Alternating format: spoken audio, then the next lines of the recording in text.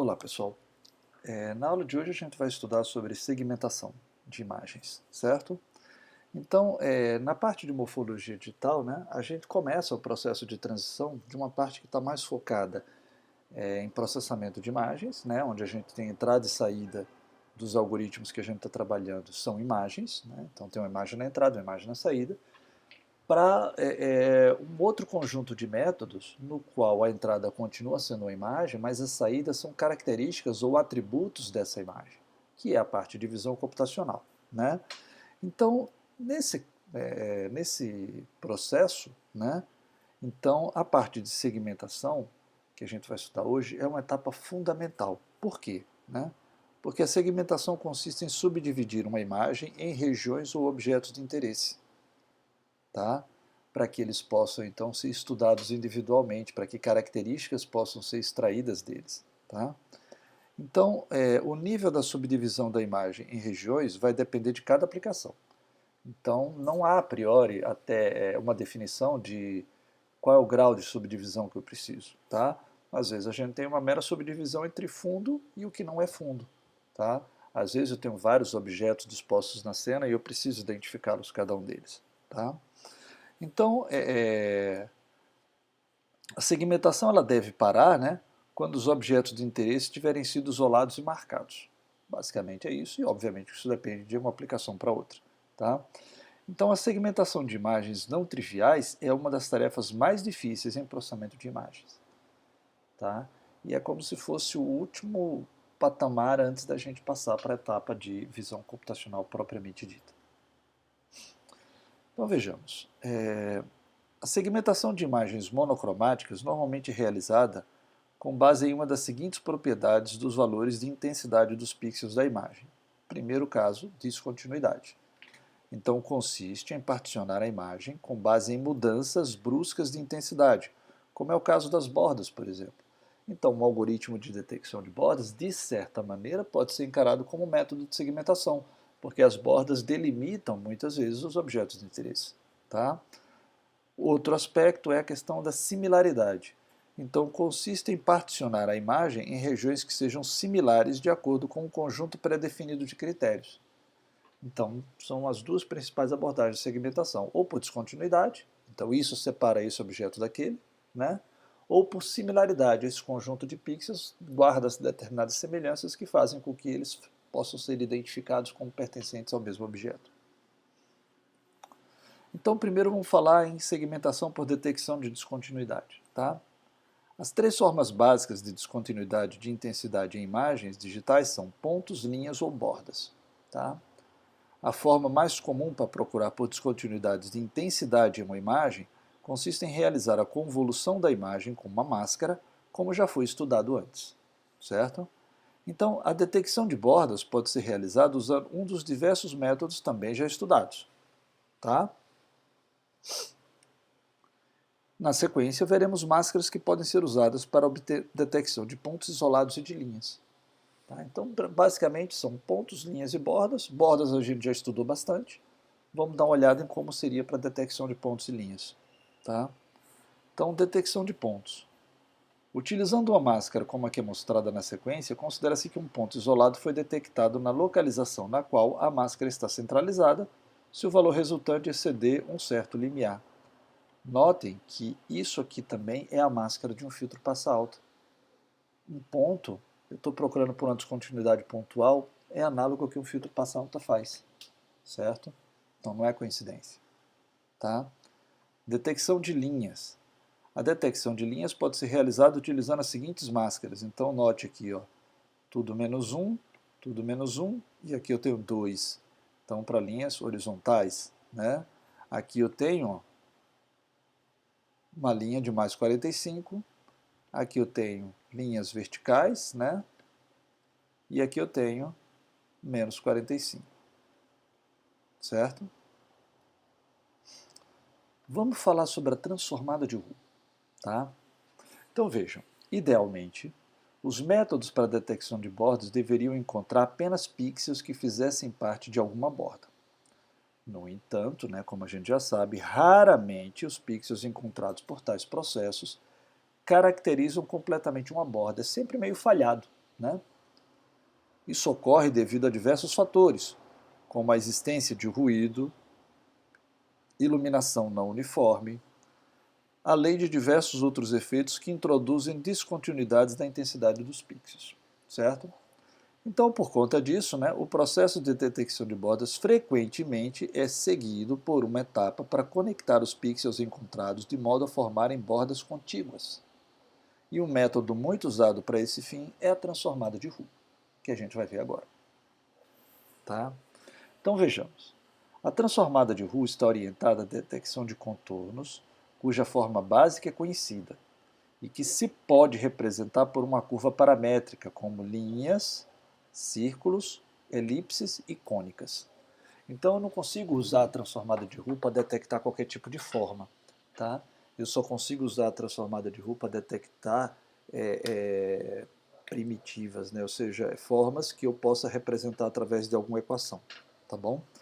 Então aqui trataremos apenas do caso da detecção de linhas, que junto com a detecção de círculos são os casos mais frequentes, tá bom?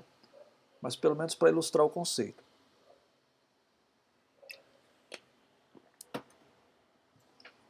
Então vejamos. Normalmente, né, como resultado de um processo de detecção de bordas, existem vários pontos que parecem estar dispostos ao longo de uma fronteira linear. Por exemplo, assim, né? Mas eles não estão, né, perfeitamente alinhados, né? Entretanto, nem todos esses pontos, bom, estou dizendo isso de novo, estão exatamente alinhados. Além disso, surgem diversas descontinuidades nessa possível borda linear. O que se busca então é encontrar a equação da reta que melhor se ajusta aos pontos detectados. Por exemplo, seria talvez essa reta aqui, que eu não consegui desenhar reto. Consideramos então a equação da reta y igual a x mais b, certo? Se considerarmos um determinado ponto x e y, ele pode pertencer a todas as linhas possíveis que passem por ele, ou seja, todas as retas cujos parâmetros a e b satisfaçam a equação yi é igual a axi mais b. Tá? Podemos então fazer uma transformação do espaço xy para o espaço AB, também conhecido como espaço paramétrico, ou espaço de parâmetros, ou espaço de Hu. Um único ponto no espaço da imagem corresponde a um número infinito de pontos no espaço paramétrico, no caso, a uma linha, como está ilustrado na próxima figura.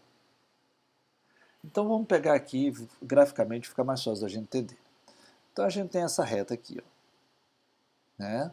E ela passa pelo ponto xi, yi e pelo ponto xj, yj, certo?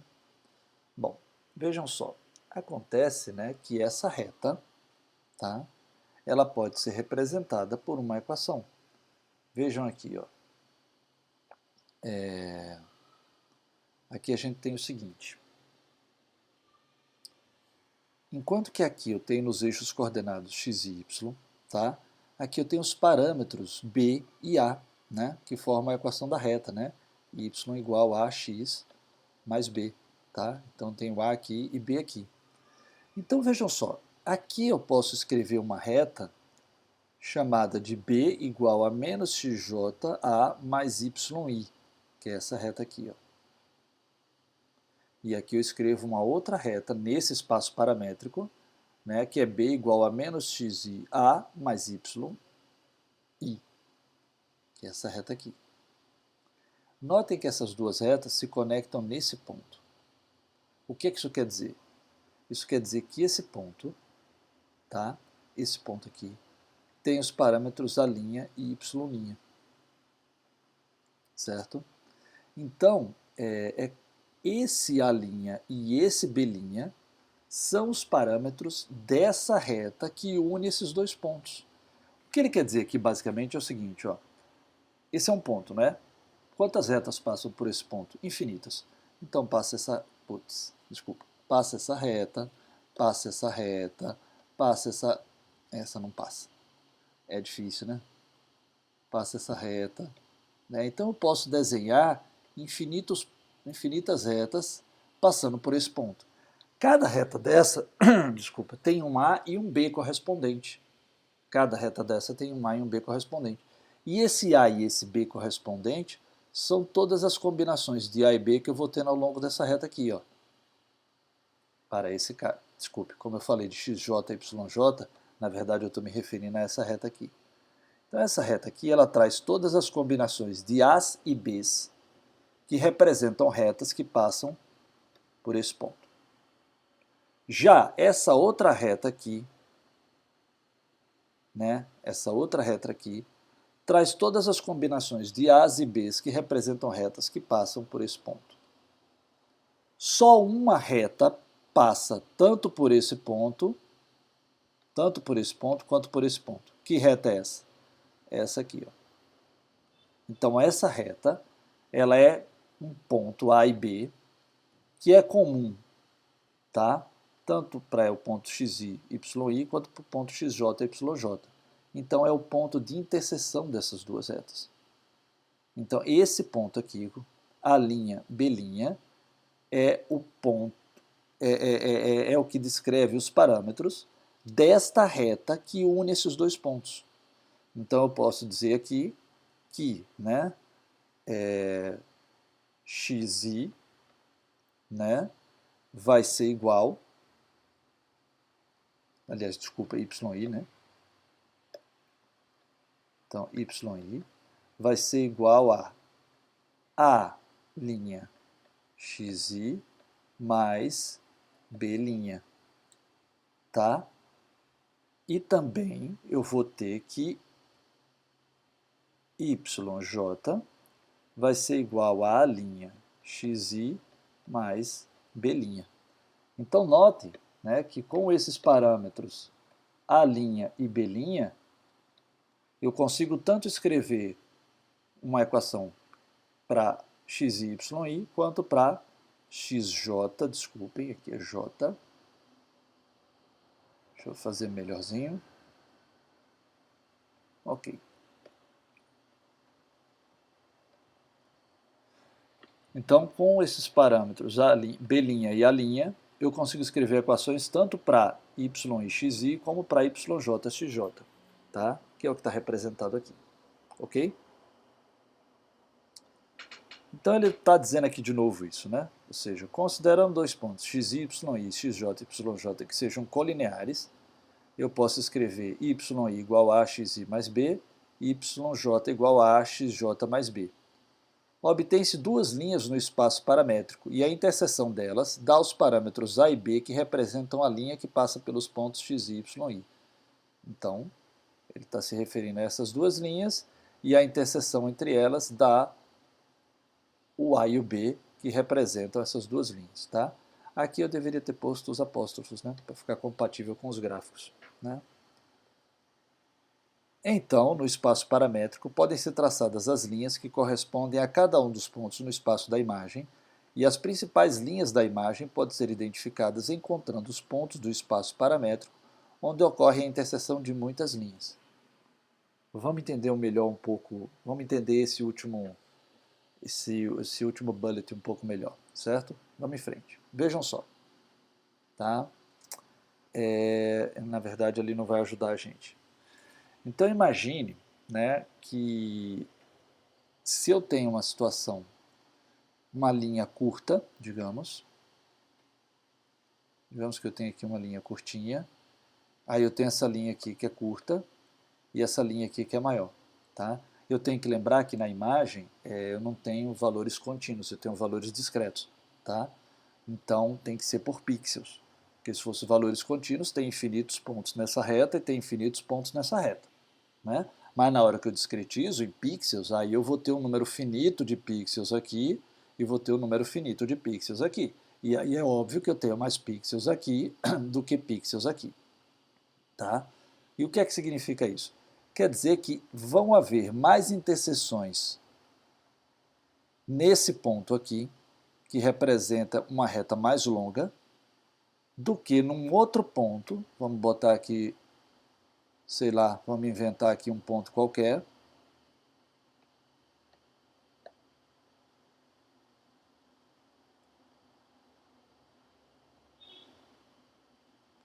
Então aqui eu tenho um outro ponto, que eu vou chamar de A, duas linhas, e B, duas linhas. Que esse ponto, A, duas linhas e B, duas linhas, seria referente, tá, a essa reta aqui, ó. Então, como aqui eu vou ter menos pixels dentro dessa reta, porque ela é menorzinha, então eu vou ter menos cruzamentos, né, por essa interseção aqui. Eu vou ter alguns cruzamentos também, mas em quantidade menor do que a quantidade de cruzamentos que eu vou ter por esse ponto, porque aqui eu tenho muito mais pontos. Ok? Então, mais ou menos essa é a ideia. Tá bom? Então vamos em frente. Tá? Entretanto, surge aí uma dificuldade de ordem prática, que consiste no fato de que a inclinação da reta dada pelo parâmetro A se aproxima de infinito quando a reta se aproxima da direção vertical. Então, a equação da reta, né, se a reta fosse assim, ó, na verdade é assim, seria um A infinito. Tá? E aí eu não vou conseguir representar isso numericamente, vai dar problema no meu código. Tá? Então, para contornar essa dificuldade, normalmente se representa a reta através da seguinte equação: x cosseno de θ mais y seno de θ igual a ρ. O que significa θ e ρ? Tá? ρ é o ângulo que anormal à reta. A reta que eu estou querendo é essa aqui. Ó. Então eu vou conectar uma reta da origem do meu sistema de coordenadas e que intercepte essa reta que eu estou interessado num ângulo de 90 graus. Aí eu vou olhar esse ângulo e ele é o θ que eu vou usar aqui e aqui. E o ρ quem é? O ρ é essa distância aqui. Ó. O ρ é essa distância. Tá? Quando eu pego esses parâmetros, ρ e θ, e levo para um espaço paramétrico, como eles são senoidais, eles têm uma natureza diferente. Ao invés de obter retas no espaço paramétrico, como eu tinha para esse tipo de equação, nesse tipo de equação eu obtenho senoides. Eu vou obter senoides, certo? Então, por exemplo, essa aqui é a curva referente ao ponto xi, cosseno de θ, mais yi, seno de θ igual a ρ, ou seja, é referente a esse ponto. Ah, e por que eu tenho infinitos? Porque passam infinitas retas por esse ponto. E cada reta dessa vai ter um cara aqui diferente. Esse cara aqui corresponde a um determinado ρ e a um determinado θ. Certo? Já a reta referente, essa curva aqui, ó, é referente a esse ponto, xj, yj. Por quê? Eles representam as infinitas retas que passam por esse ponto aqui. Tá? E aí, o ρ e o θ, que representa a reta que passa pelos dois, eu descubro pela interseção das duas curvas. De certa forma, análogo ao que eu tinha aqui, né? Só que no espaço paramétrico de natureza diferente. Essa forma de representação da reta ela não tem problema de descontinuidade. Tá? Eu não tenho problema de infinito, não surge isso, tá? Como eu tenho na outra equação da reta. Tá? Então, ou seja, cada senoide no espaço paramétrico representa uma família de retas que passa por um determinado ponto x e y na imagem. Na figura anterior, o ponto de interseção, ρ', θ', corresponde à reta que passa pelos pontos xi, yi e xj e yj. Está aqui, está repetido aqui para a gente ver. Tá? Do ponto de vista computacional, a transformada de Roux é considerada atrativa porque normalmente se trabalha com o espaço de parâmetros subdividido em uma matriz de células de acumulação. Então eu não uso isso aqui assim, de forma analógica. Eu discretizo. Tá? Então aqui eu tenho o ρ correspondente a 30 graus, e ele vai de um ρ máximo até um ρ mínimo, tá? Perdão, θ, né? Que é o θ de 0 graus. eu tenho um θ máximo e um θ mínimo, e aqui eu tenho um ρ, também aqui seria o de 0 grau, o ρ zero, eu tenho o ρ mínimo e o ρ máximo, certo? E aí é como se eu aplicasse essa grade aqui, ó, e fosse vendo se um determinado ponto está dentro. Então, se por aqui, por exemplo, aqui passa senoide, aqui passa senoide, aqui passa senoide, aqui passa senoide, certo?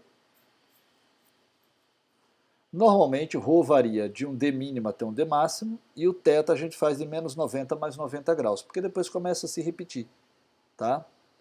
Então D é a distância entre os dois cantos opostos da imagem, então o D, na verdade, seria como se fosse aqui, ó. Opa! Não, porque tem que olhar numa imagem, digamos que eu tenho uma imagem aqui, aqui é o centro, então eu tenho mais D e menos D, ou vice-versa, certo?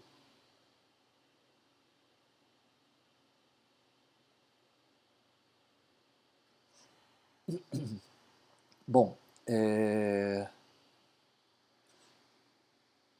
então vejam, a célula nas coordenadas m por n com valor acumulado A de m por n corresponde ao quadrado associado às coordenadas ρm e θn, tá, do espaço paramétrico. Inicialmente, todas essas células de acumulação devem ser zeradas. Então isso aqui é como se fosse uma matriz de acumuladores, inicializados todos com zero. Tá?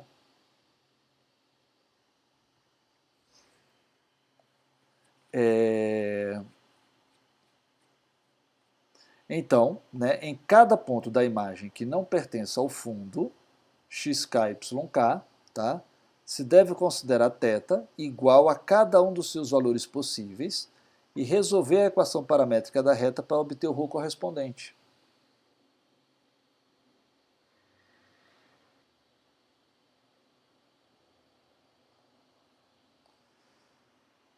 Os valores de ρ obtidos devem ser arredondados para o valor admissível mais próximo e a célula acumuladora correspondente deve ser incrementada.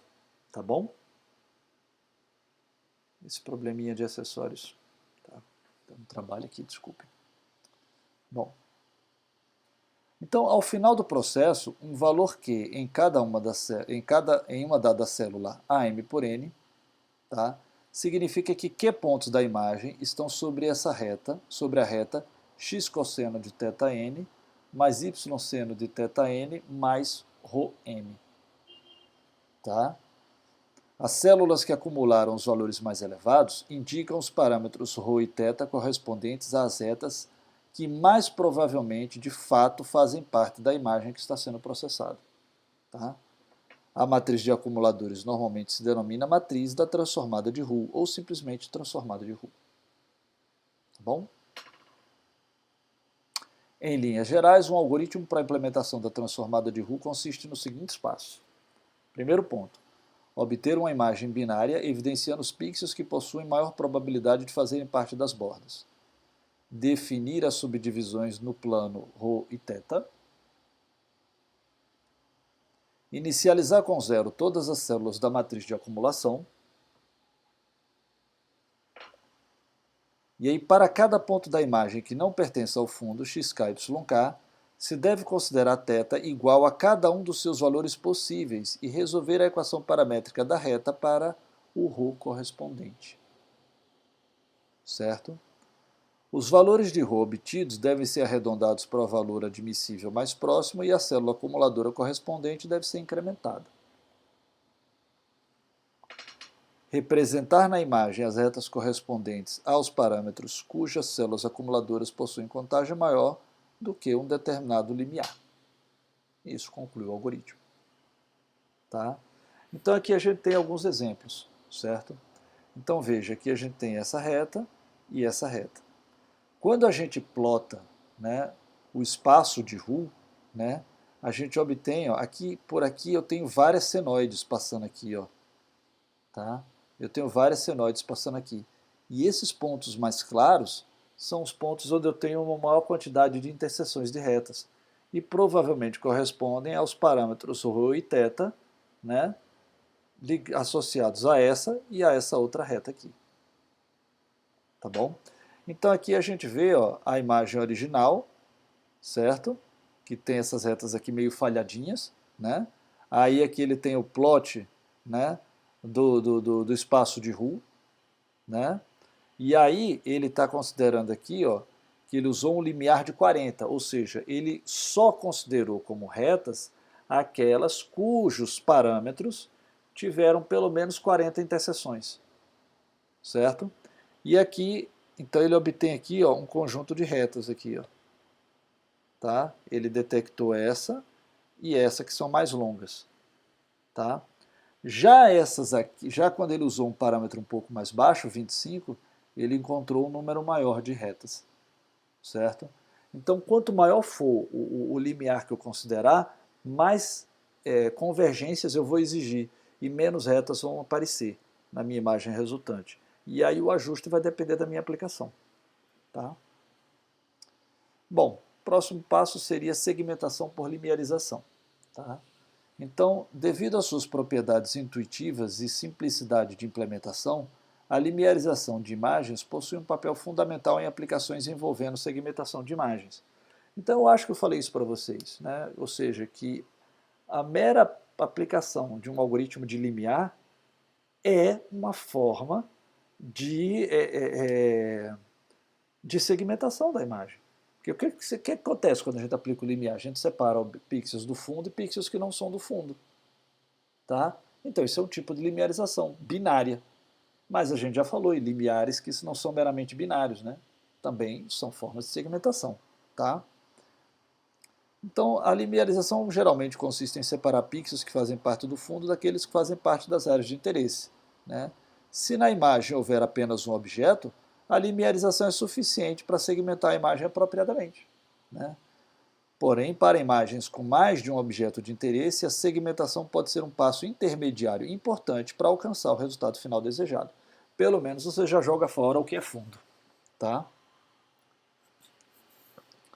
Então, em linhas gerais, um algoritmo muito simples para a segmentação pode ter os seguintes passos básicos. Aplicar um dos métodos de linearização estudados para poder separar os pixels pertencentes ao fundo dos demais. Usar um método baseado em contiguidade para agrupar pixels pertencentes a uma mesma região. A gente ainda vai estudar. Em casos onde se busca segmentar objetos em movimento, o primeiro passo apresentado acima pode ser substituído por uma etapa que consiste em subtrair a imagem de interesse de uma imagem que contém apenas o fundo.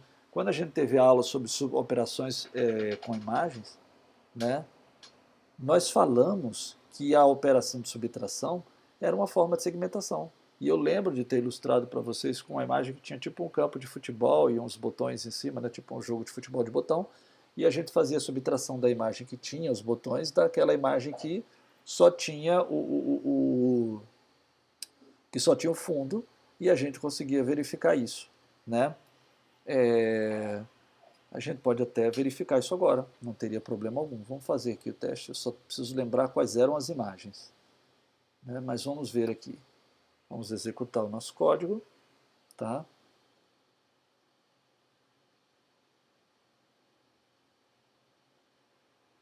Demora um pouquinho, que tem as coisas da gravação da aula aberta, deixa o troço um pouco mais lento. Vamos pegar aqui a nossa primeira, vamos abrir a imagem correspondente. Então, operações aritméticas. Aqui eu separei elas, que bom.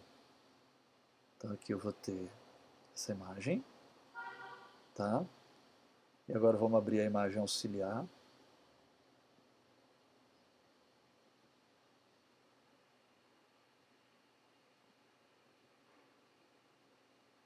Eu tenho essa outra imagem, e agora a gente vai fazer a operação de subtração entre elas. Operações aritméticas, subtração, subtração com outra imagem, ok. Escalonar, sim, pode ser. Pronto. Eu vou fazer sem escalonar, vamos tentar de novo, não era bem o que eu queria não. Subtração, com outra imagem, eu não vou escalonar dessa vez. Aí tá.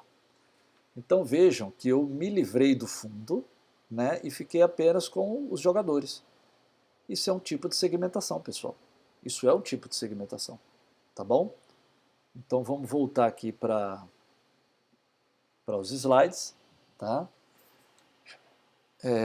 Uma outra possibilidade, né, consiste no uso de cores para separar objetos com cores distintas e depois isso, né, usar um método de linearização para separar o objeto de interesse do fundo em cada subimagem de cor resultante, de cor diferente.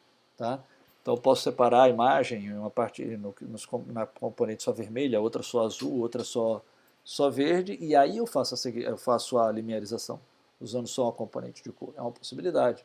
Eu também posso fazer combinações de valores RGB para poder escolher determinados pixels. Também é uma forma de segmentação. Tá? Então vejamos, é possível utilizar a detecção de bordas para melhorar o desempenho da segmentação por limiar global de acordo com o seguinte algoritmo. Então veja, evidencie os pixels pertencentes às bordas da imagem usando qualquer um dos métodos estudados. Tá? Escolha um limiar. Limiarize a imagem obtida no primeiro passo, usando o limiar escolhido no segundo passo para produzir uma imagem binária. Calcule um histograma usando apenas os pixels da imagem original que correspondam a pixels com valor 1 na imagem obtida no passo anterior. Use o histograma do passo anterior para determinar o limiar e segmentar a imagem original usando um dos métodos de limiarização estudados. Né? Então, essa aplicação aqui, ela serve, por exemplo, para uma imagem como essa. Veja que o contraste é baixíssimo. Quando a gente desenha o histograma, olha só o que, é que a gente encontra. Que limiar que eu uso, certo? Então ele aplica a detecção de bordas e aí ele constrói uma função de histograma usando somente os pontos que foram selecionados como da borda. Em vez de aplicar o histograma na imagem toda, ele aplica o histograma apenas nos pontos. Ah, que não deu certo. Putz. Ele aplica apenas nos pontos, né, que estão ao redor. Tá? Ele aplica apenas nesses pontos.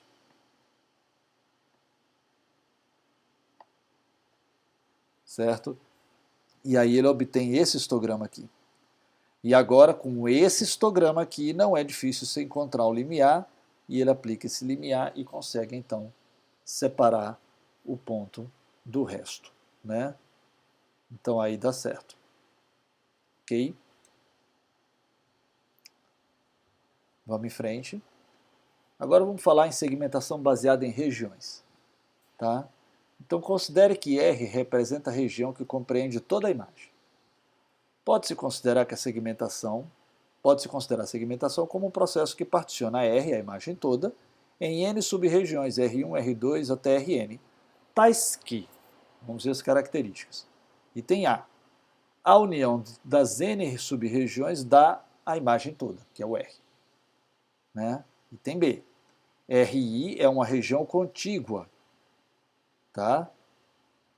Para o I igual a 1, 2, ou seja, cada sub-região é uma região contígua, ela não está quebrada em duas partes. A interseção de RI com RJ é vazio, ou seja, não há sobreposição de regiões. Tá? Isso é verdadeiro para todo I e J, desde que, claro, o I seja diferente de J, porque se I for igual a J, R1 e R1 são a mesma região, é claro que elas são totalmente sobrepostas.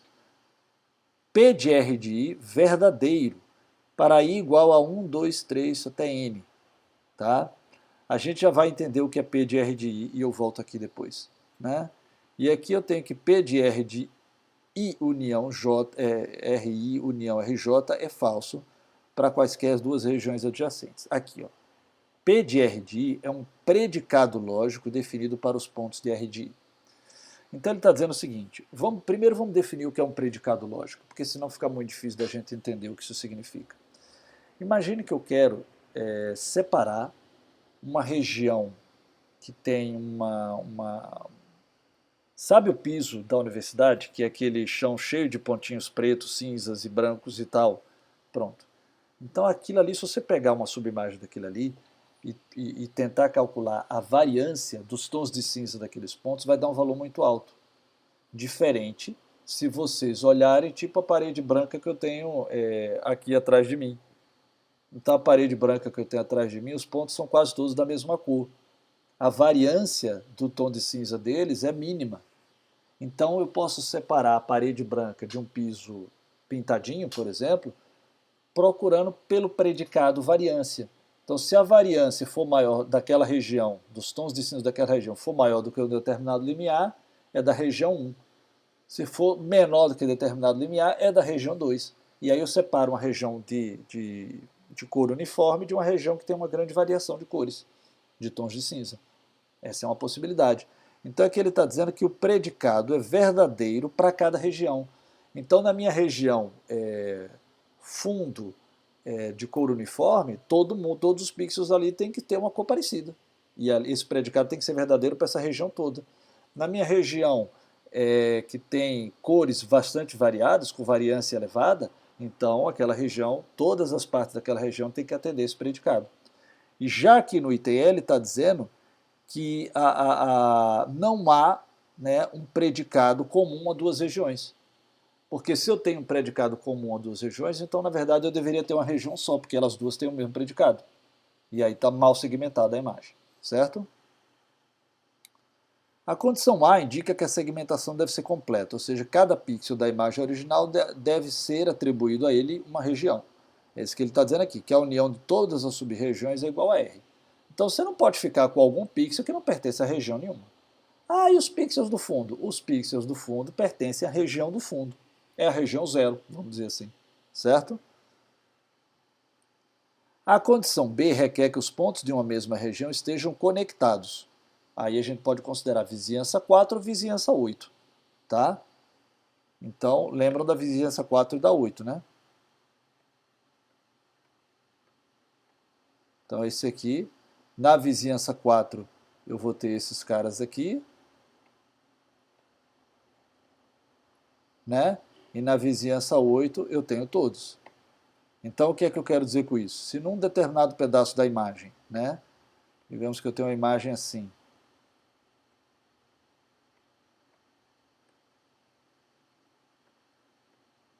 Eu tenho uma região aqui, ó. E aí eu pergunto a vocês, isso aqui, né? Isso aqui é uma região só ou são duas regiões? Depende. Se eu estiver usando vizinhança 8, isso aqui é uma região só, porque eles estão dentro da vizinhança 8. Mas se eu estiver usando vizinhança 4, isso aqui é uma região e isso aqui é outra região. Porque na vizinhança 4, os vizinhos são esse, esse, esse e esse. Já na vizinhança 8, todo mundo aqui é vizinho. Tá? Então depende do tipo de vizinhança que eu estou usando, tá bom? Vou tirar isso daqui, a gente segue. Então vamos mais. A condição C indica que distintas regiões devem ser disjuntas. Porque se não forem disjuntas, tem que ser uma região só, certo? A condição D trata das propriedades que devem ser satisfeitas para que um pixel possa ser considerado parte de uma região. Logo, todos os pixels de uma dada região devem atender ao conjunto de propriedades especificado para aquela região. É o predicado ou o conjunto de predicados. Tá? Finalmente, a condição E indica que regiões adjacentes devem ter diferentes devem ser diferentes no sentido do predicado. Então, se eu tenho um conjunto de pixels que é vizinho de outro conjunto de pixels, a única forma de eu não dizer que eles são da mesma região é se eles tiverem características diferentes. Tipo, esse aqui é azul e esse aqui é vermelho. Né? Então, se eu tiver uma coisa desse tipo, então mesmo eles sendo adjacentes, sendo vizinhos, como esses são de uma cor e esses são de outra, eu posso dizer que são duas regiões diferentes. Mas se eu tenho um conjunto de pixels encostado em outro conjunto de pixels e eles todos têm a mesma característica, por que eu vou dizer que são duas regiões diferentes? É uma região só, tá bom? Então vamos em frente. Crescimento de regiões, né? O crescimento de regiões é um procedimento através do qual pixels ou sub-regiões são agrupados em regiões maiores, baseado em um critério predefinido de crescimento. Certo? O procedimento básico consiste em começar com um conjunto de pontos denominados de sementes, a partir de cada um deles começar a agrupar pixels vizinhos que possuam propriedades similares às da semente, como determinadas faixas de nível de cinza ou cor, por exemplo, ou mesmo parâmetros como variância, né? Então, o que é que eu faço? Eu tenho lá a minha imagem e aí eu sorteio pontos para poder chamar de sementes. É como se eu tivesse, sei lá, uma imagem impressa, desenhada numa cartolina, né? E eu chego assim na minha mão cheio de feijãozinho assim e solto em cima. Aí os feijões vão cair em cada lugar. É um sorteio. Pronto. Em torno de cada feijão, eu chamo cada feijão de uma semente. E em torno de cada feijão eu vou agrupando pixels vizinhos àquele pixel onde o feijão caiu, desde que aquele pixel vizinho seja da mesma natureza do pixel onde o feijão está em cima. Então aquele ponto é branco, onde o feijão está em cima. O vizinho dele é branco também, então eu vou lá e agrego ele na região do feijão. Aí já um outro feijão caiu em cima da região da imagem que é azul. Então vou lá nos pontos vizinhos que também são azuis e vou agregando ele na região daquele outro caroço de feijão. E aí quando essas regiões vão crescendo, elas chegam num ponto que elas se encontram, né? E aí eu tenho um ponto que esse pixel aqui é branco e esse pixel aqui é preto, eles são vizinhos, é azul. Eles são vizinhos, mas esse vai ser vinculado à região do feijão de cá e esse aqui vai ser vinculado à região branca do feijão de cá. E pronto, aí é a fronteira entre essas duas regiões. Tá? A escolha do conjunto de sementes pode ser baseada em algum conhecimento prévio que se tenha da imagem que se deseja segmentar. Por exemplo, se eu souber a priori que eu vou ter 5 objetos de interesse, eu posso usar 5 sementes. Tá? Ou 6, usar uma mais profundo. Imagine o futebol de robôs, por exemplo. No futebol de robôs eu tenho 3 robôs de cada lado, né? E cada um desses robôs, eles têm em cima deles 2 cores.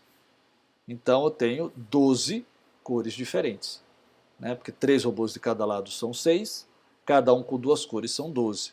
Além disso, eu tenho o fundo, né?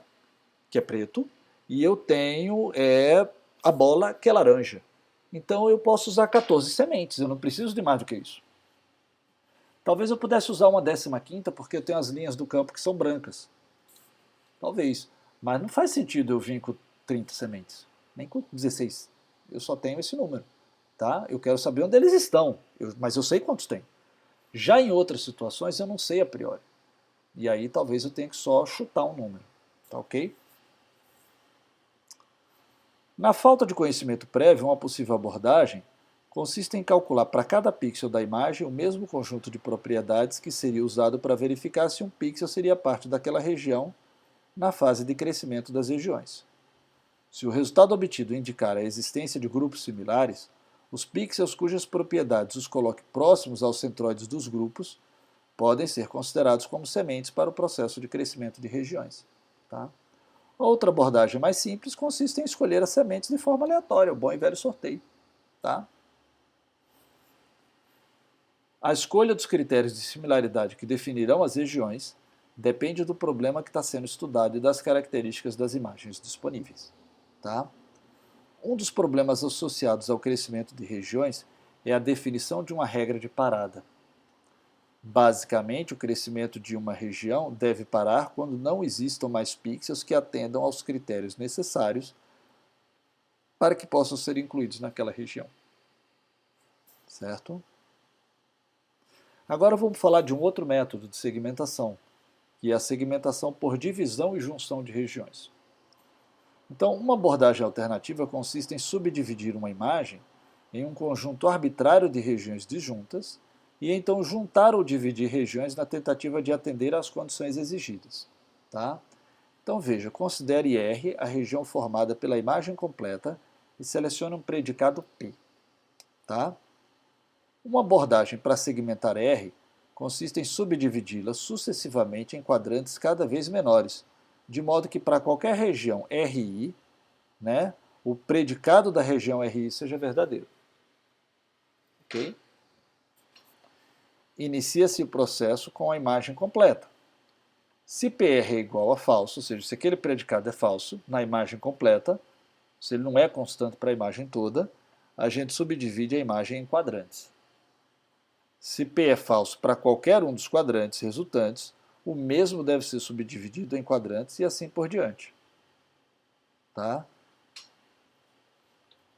Essa técnica de divisão de uma região em quadrantes possui uma representação conhecida como quadtree, que é uma árvore na qual cada nó ou não possui descendentes ou possui exatamente 4 descendentes. Note que a raiz da árvore corresponde à imagem à direita. Tá? Então, por exemplo, né? Deixa eu tentar ilustrar aqui um exemplo disso. Deixa eu ver se vai me sair uma coisa relativamente simples. Digamos que eu tenho aqui um objeto assim, que ele é todo uniforme. Tá? Ele tem toda uma cor uniforme.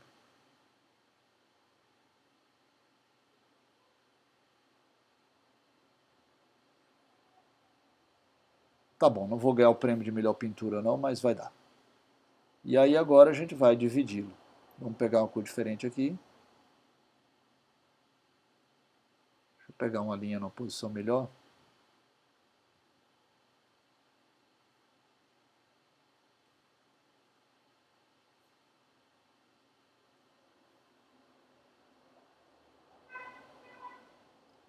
Na verdade, não foi uma boa ideia. É melhor fazer assim. Ó. A gente começa aqui. Ó.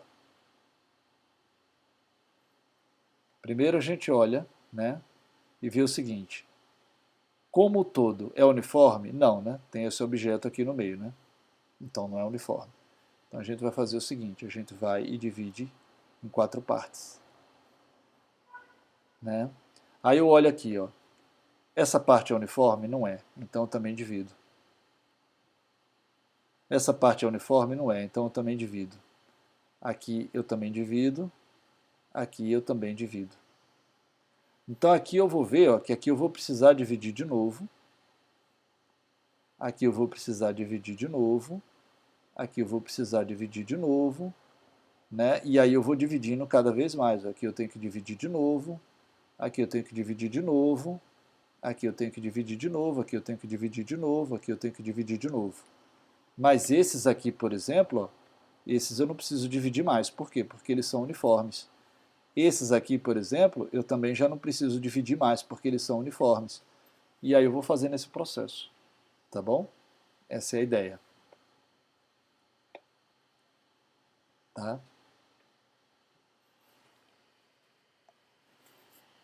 Se somente for usado o processo de divisão... Ai, caramba, eu não devia ter apagado. Deixa eu ver se eu consigo pegar ele de volta. Vamos lá.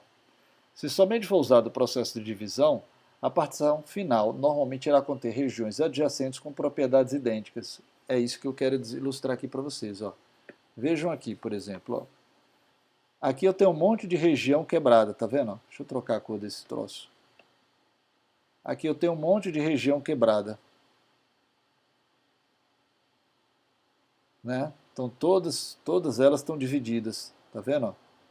Está dividida aqui uma, aqui é outra, né? Aqui é outra, mas todas elas compartilham a mesma coisa. Então depois de fazer esse processo de divisão, é como se eu deveria começar a juntar. Então eu vou juntar tudo isso aqui, ó.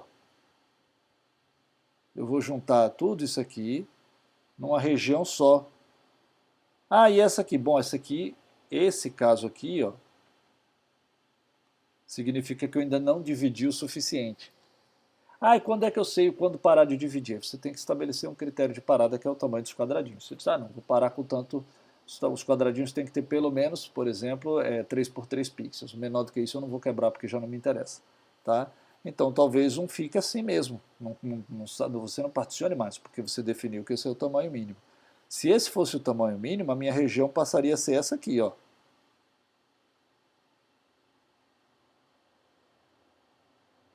Opa. Essa aqui seria a minha região. Ah, mas é meio tosca, meio grosseira, isso aqui ficou ruim. Bom, paciência. Né? No método não é perfeito também. Tá bom? Então, agora eu acho que dá para apagar. Tá? Então, quando a gente termina de quebrar as regiões, né, eu posso ter regiões adjacentes que têm propriedades idênticas. Para solucionar essa situação, tais regiões devem ser reunidas em uma só região, ou seja, duas regiões adjacentes, RI e RJ, devem ser reunidas somente se o predicado das duas for verdadeiro, ou seja, o predicado da região resultante da união das duas for verdadeiro. Então, quando é que eu devo agrupá-las? Eu tenho um determinado predicado, que é o que eu estou usando para fazer a separação, né? Se eu olho a união da região A com a região B, ou da região RI com a região RJ, e vejo que essa região resultante da união das duas, toda ela atende o predicado, então ela deve ser reunida numa única região, certo? Então, em resumo, o algoritmo deve ser usado é o seguinte: divida cada região R para a qual PR de I é falso em quadrantes disjuntos. Quando não for mais possível seguir dividindo, quando você atingir o nível de divisão que você pré-estabeleceu, reúna quaisquer regiões adjacentes RI e J para as quais P de RI união RJ seja verdadeiro. Pare quando não for mais possível reunir nenhuma região. Aí você acabou, tá bom? Muitas variações do algoritmo básico apresentado podem ser encontradas. Por exemplo, uma simplificação importante ocorre se for permitido reunir duas regiões adjacentes, RI e RJ, se cada uma satisfizer o predicado individualmente. Tá? É como se ao invés de você fazer primeiro a união das duas regiões e testar o predicado na região união, você testa o predicado na região 1 e é verdadeiro. Testa o predicado na região 2 é verdadeiro. Elas são anexas, então você vai lá e junta as duas. Não precisa fazer a união e testar o predicado, né? Isso resulta em um algoritmo mais simples e rápido, pois o teste de predicado deve ser realizado individualmente em cada quadrante. Tá? Usando essa abordagem no passo 2 do algoritmo anterior, todos os quadrantes que satisfaçam o predicado devem ser preenchidos com uns, e sua conectividade pode então ser facilmente verificada. Tá? Bom, aqui agora a gente vai ver um exemplo de uma realização de um algoritmo de segmentação baseado justamente em conectividade. Tá? Esse é um algoritmo que eu queria ter um método implementado para mostrar para vocês e eu fiz ele. Ele não é um algoritmo bom, é um algoritmo bem tosco, para falar a verdade. Deve ter muita coisa melhor. Ele de uma certa forma, é um algoritmo de conectividade. Tá? E eu não tenho nenhuma referência. Eu peguei de tal material. Não, eu pensei nele e escrevi e funcionou. Mas também não tenho a pretensão de dizer, é um algoritmo original. Não, ele é tão simples e tão trivial que já deve ter sido usado 1000 vezes. Eu só não peguei de onde ele foi usado. Eu fiz da minha cabeça, mas não tenho a menor pretensão que ele seja original, e mesmo que fosse, não é grande coisa. Então não é um algoritmo melhor, eficiente ou qualquer coisa do gênero que vale a pena tentar publicar, por exemplo, um trabalho apresentando ele, certo? É só um método para a gente poder usar e testar e botar a mão na massa, né? Então, vamos ver como é que seria esse algoritmo, né? Então, primeiro ponto, varrer a imagem na forma padrão, ou seja, o padrão assim, tá? Então, vamos ver aqui, eu acho que vai ser mais fácil se eu fizer isso mostrando para vocês essa estrutura aqui. Bom, pessoal, então eu peguei aqui uma imagem para poder ajudar a gente a entender a ideia desse algoritmo, né? Então vamos lá.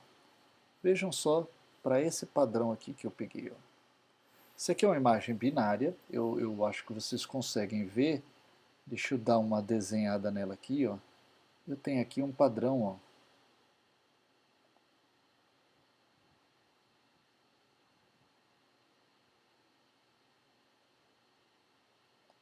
Ai, caramba. Sério que você fez isso comigo? Então deixa eu tentar de novo.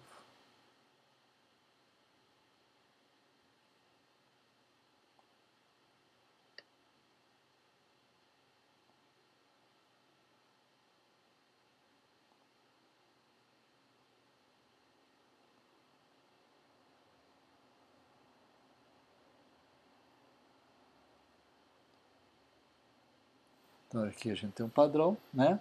E aqui a gente tem outro. Opa, errei.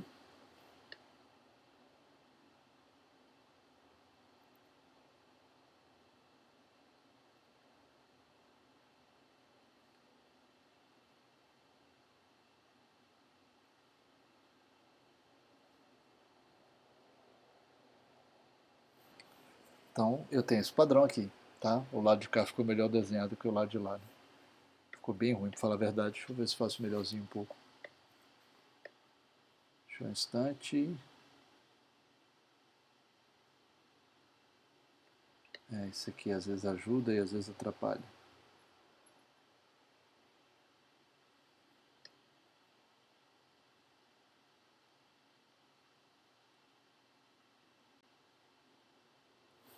Bom, vai dar para quebrar um galho, certo? Então tem esses dois padrões aqui, tá? Esse e esse. E o resto é tudo zero, tá? Então, nessa ideia desse algoritmo, o que é que a gente vai fazer, tá? A gente vai começar a fazer uma varredura na imagem desse jeito, ó. Tá? Eu fiz uma implementação um pouquinho melhor. Eu procurei pelos pixels diferentes de zero. Então, eu já vim direto para cá. Tá? Fiz uma implementação um pouquinho melhor. Então, no que eu peguei esse primeiro pixel, o que é que eu fiz? Eu verifiquei se na vizinhança dele, e quem é a vizinhança dele é essa aqui, ó. Então, deixa eu desenhar aqui de outra cor. Se na vizinhança desse pixel aqui que eu estou testando, tá demais. Deixa eu pegar também um pouco mais grossa essa linha. Então, nessa vizinhança aqui do pixel,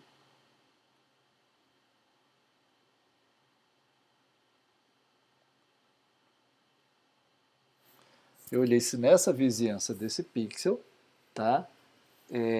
E aí eu olhei especificamente, deixa eu desenhar de outra cor, inclusive, eu olhei essa região aqui, ó. Eu olhei essa região aqui. Por quê? Na verdade, não foi nem essa região toda, foi essa região aqui. Essa região aqui, pessoal, olha só. Por que essa região aqui? Por conta do meu sentido de varredura, né? Como eu varro a imagem assim, depois assim, depois assim, depois assim, significa que eu vou testar esse pixel, depois esse, depois esse, depois esse, e aí eu vou chegar nesse cara aqui, tá? Então eu fico olhando se nessa sequência de varredura, se um desses pixels aqui já foi ativado. Então vamos ver aqui, ó. Vamos olhar aqui, ó. Varrer a imagem da seguinte forma, da forma padrão, né? Aí vai dizer assim, se o pixel for ativo e ainda não marcado, verifique se é a primeira região. Então, se eu chegar aqui, esse pixel ele está ativo, né? E ele ainda não foi marcado, porque eu estou começando agora a processar a imagem, né?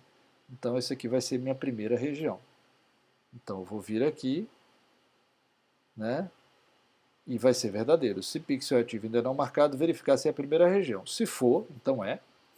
Inicialize o contador de regiões com 1 e marque o pixel com esse valor, assim como os vizinhos ativos à direita e abaixo dele.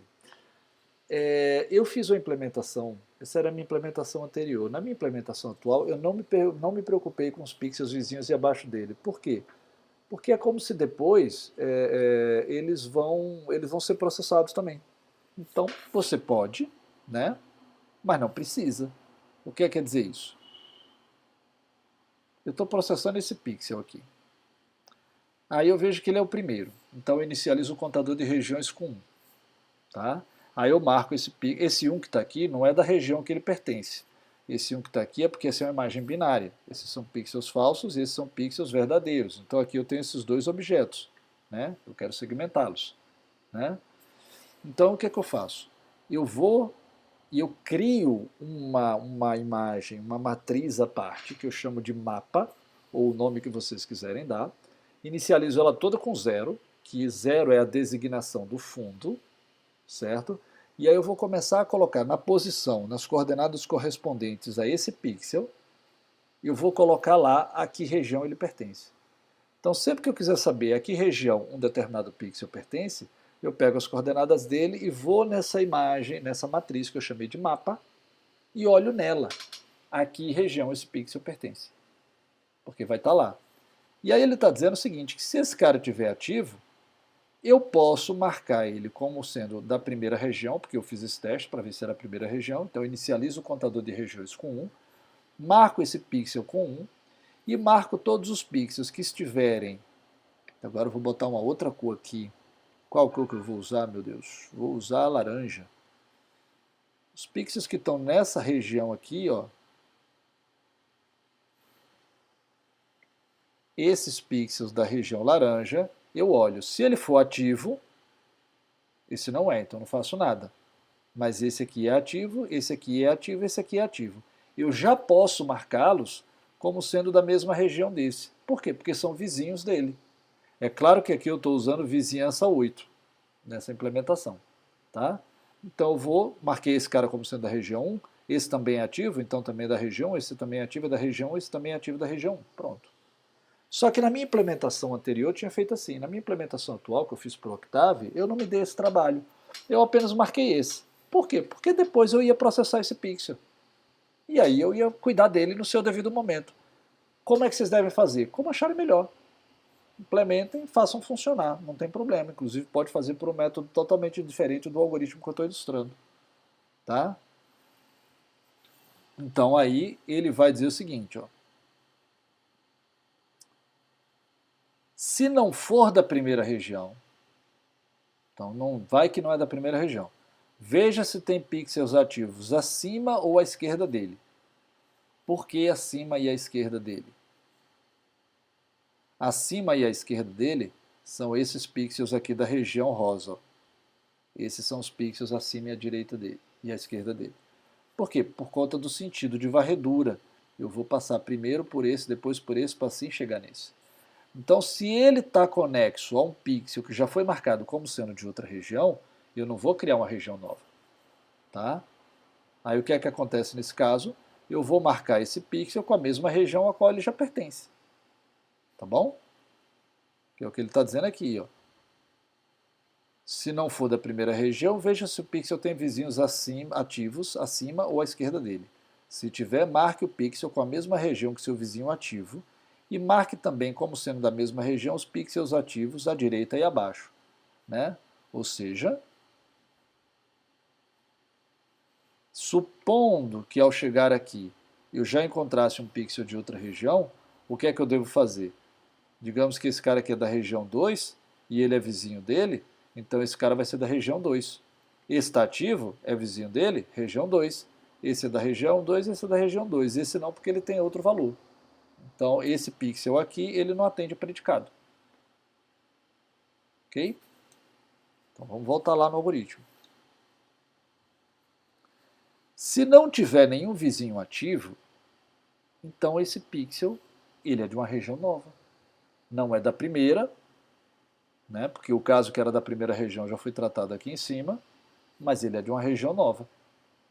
Sendo um pixel de uma nova região, incremente o contador de regiões e marque o pixel com esse valor. Beleza. Verifique se ele possui vizinhos ativos à direita e abaixo dele. Se tiver, marque também como sendo dessa mesma região nova que você acabou de criar.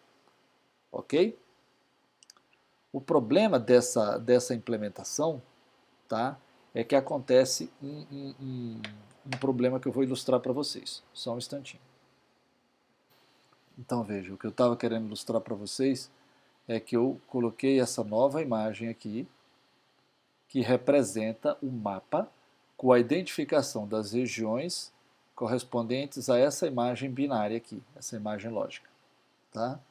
Então, fica evidente aqui, ó, aqui eu tenho uma região marcada com todo mundo 3, ó.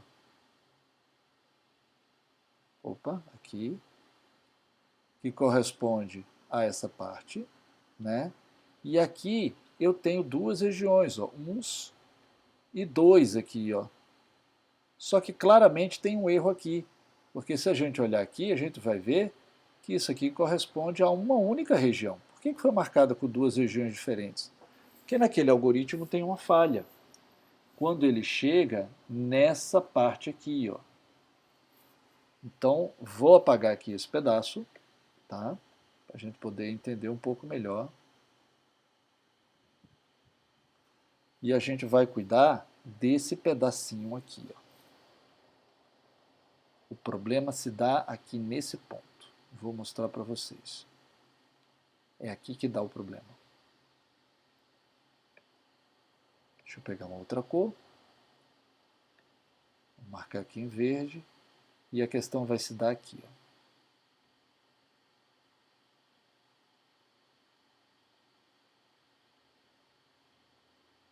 Desculpa, ponto errado.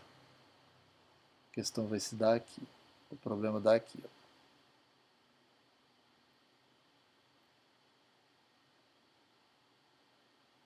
Quando eu estou processando esse pixel. Que eu estou no sentido de varredura, eu estou fazendo isso aqui, né? Aí eu chego nele, tá? Olha só, quando eu olho para essa região aqui, ó, que é onde supostamente eu estou vindo de onde, eu olho assim, vejo, tem algum pixel igual a 1 nesse pedaço aqui? Resposta, não. Então ele vai achar que esse cara aqui é um pixel isolado e vai criar uma nova região para ele, que vai marcar como sendo a região 2.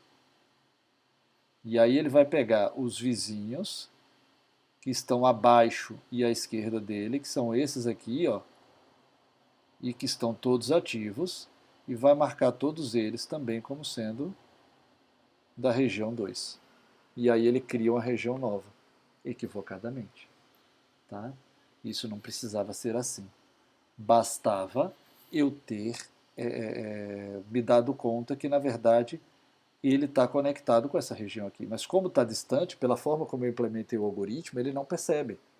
Então ele erra e marca essa região aqui. Opa, desculpa. Né? E marca essa... Nossa. Desculpa, peraí. E marca toda essa região aqui como sendo uma região diferente, quando na verdade não é. É uma região só. Então eu preciso fazer uma etapa posterior de processamento para juntar essas duas regiões que aqui estão identificadas como sendo diferentes, como sendo uma região só. Então aí a gente vai aqui, né? Esse aqui é uma ilustração daquele mesmo problema, né? Isso aqui acontece, é uma imagem, mas essa aqui fica bem mais fácil da gente ver, nessa situação aqui, né? E aqui a gente vai dizer o seguinte, ó. Feito isso, podem existir regiões conectadas marcadas como sendo regiões diferentes. É o que aconteceu. Para corrigir isso, deve-se varrer o mapa de regiões para ver se existe algum pixel pertencente a uma região diferente do fundo, que é a região 0, né, o fundo é a região 0, que seja vizinho de algum pixel pertencente a outra região, também diferente do fundo. Então é o que a gente vai fazer e vai olhar aqui. Ó. Quando eu estiver testando esse cara aqui,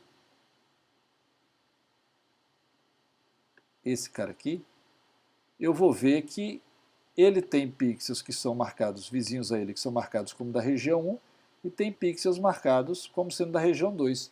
E, obviamente, isso está errado. Quando eu identificar isso, então eu vou ver, e vou ver qual dos dois é o maior valor. Ah, esses aqui são da região 1. E esses aqui são da região 2. Então eu pego e identifico na imagem todos os pixels que estão marcados como sendo da região 2, porque se eles estão todos marcados como sendo da região 2 é porque eles são contíguos, né? E como eu identifico na vizinhança de um pixel com região 1, da região 1, pixels que estão marcados como sendo da região 2, eu mando encontrar na imagem todos os pontos que estão marcados com 2 e troco todo mundo para 1. E troco todo mundo para 1. E aí vai ficar todo mundo aqui marcado com 1. Ainda vai ficar um erro, porque essa região aqui vai estar marcada como sendo região 3. E eu vou ter a região 1, vou ter a região 0 do fundo, né? E vou ter a região 3, não vai ter a região 2. Então vamos ver isso aqui mais um pouquinho. Então, caso afirmativo, encontre os pixels da região de maior valor, que é a 2, e marque-os com o valor da região de menor valor, ou seja, marque todo mundo que estava com 2 como sendo 1 também, para ficar tudo da região só. Aí na sequência diz assim, verifique se existem regiões pequenas demais, ou seja, que o número de pixels seja menor do que um dado limiar, que pode ser uma fração do número de pixels da imagem. Como é que eu sei o número de pixels da imagem? Multiplico o número de linhas pelo número de colunas. Tá? E aí, se eu achar que a minha imagem tem 10 mil pixels, eu vou dizer o seguinte, não, regiões com menos de 1% do tamanho da imagem total, ou seja, com menos de 100 pixels, eu vou jogar fora. Porque pode ser um ruído, pode ser um pontinho.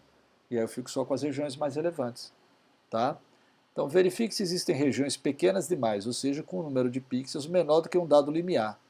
Né? Caso existam, marque essas regiões com 0, que é o número da região de fundo. Pronto. Depois a gente vai usar a função unique, que poderia ser do MATLAB, mas o Octave também tem, né?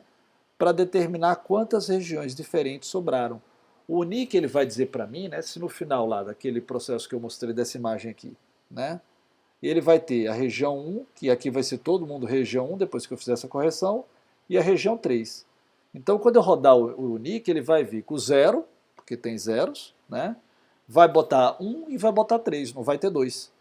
Tá?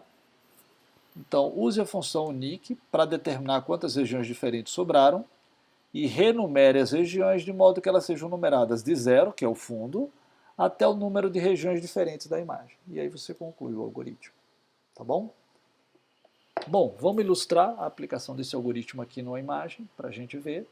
Né? Eu vou usar essa mesma imagem que a gente viu aqui. Tá? E só um instantinho, eu vou chavear aqui para o código. Vamos rodar.